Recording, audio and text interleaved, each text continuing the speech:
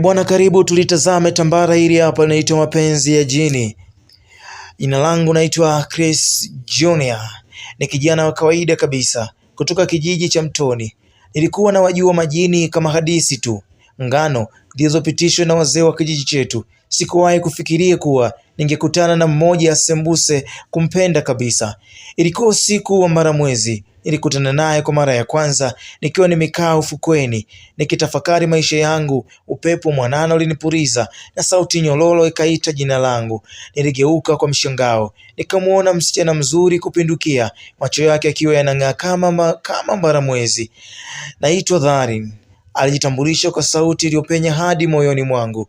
Tulizungumza usiku mzima na kadri siku zilivyoendelea nilimpenda kwa moyo wangu wote. Alikuwa mpore, mkarimu. Kila nilipokutana naye dunia yangu ilikuwa na furaha isiyoelezeka, lakini kulikuwa na siri iliyokuwa imejificha, siri iliyobadilisha maisha yangu. Siku moja nilimtafuta Zarin usiku wa manane, nikataka kujua alipoishi. Nilijikuta nikapita kwenye vichaka vilivyoelekea kwenye shimo kubwa. Kwa mshangao alitereza kwa wepesi na nikaingia ndani ya shimo hilo. Mwili wake ulibadilika na kuwa moshi mweusi kabla ya kutoweka kabisa. Nilihisi baridi kali moyoni mwangu. Zarin hakuwa binadamu, alikuwa ni jini.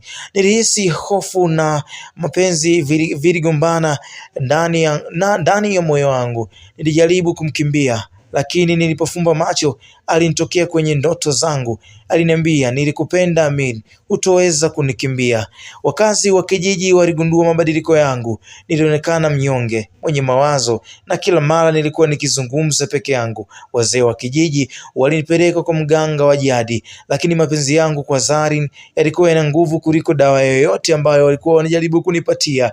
Usiku mmoja niliwaambia, kama kweli unanipenda, basi niache huru. Machozi yalinidondoka kutoka machoni yaligeuka kuwa umande uliometa chini ya mwanga wa mwezi. Siwezi Amil, penzi letu limefungwa na laana ya milele, ananiambia huku upepo mkali ukinivuma.